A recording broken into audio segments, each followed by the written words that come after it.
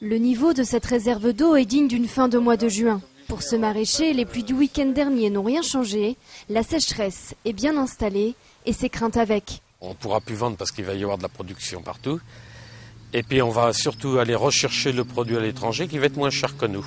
2 à 3 semaines d'avance sur l'ensemble de ces récoltes. Une précocité qui pose le problème de la concurrence. Avec un écart de 40 centimes avec les pays du Sud, la vente de ces fenouilles est fortement menacée. On a connu, oui, des situations de chaleur, sécheresse. Si on prend l'exemple de 2003, au contraire, ça se passait même plutôt bien. Aujourd'hui, c'est complètement différent, quoi. Dans quelle mesure c'est différent? Alors c'est différent parce qu'on va chercher du produit ailleurs et c'est un prix qu'on va chercher.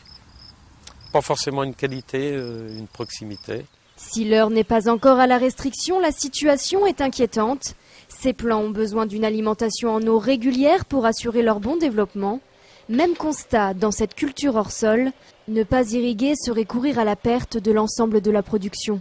Il est hors de question pour les producteurs qui puisent dans la nappe, qu'on leur interdise l'irrigation, pour la bonne raison que du jour au lendemain, ils ont non seulement plus de production, plus de clients et des pertes de marché. Et donc aujourd'hui, et puis en plus, des réelles pertes d'emplois, parce que s'il n'y a pas d'irrigation, pas de culture, donc plus d'emplois. Moins d'inquiétude cependant dans cette serre que dans une culture en plein air. Le système d'irrigation permet de faire davantage d'économies et surtout de recycler l'eau. Dans une culture hors sol comme celle-ci, on a un gros avantage, c'est que la laine de roche, quand on donne 1 litre d'eau aux plantes, on récupère 90% de l'eau. Seule note positive, la qualité des produits. Qui dit sécheresse dit état sanitaire parfait. Des fruits et légumes donc gorgés de soleil, de quoi assurer leur goût exceptionnel.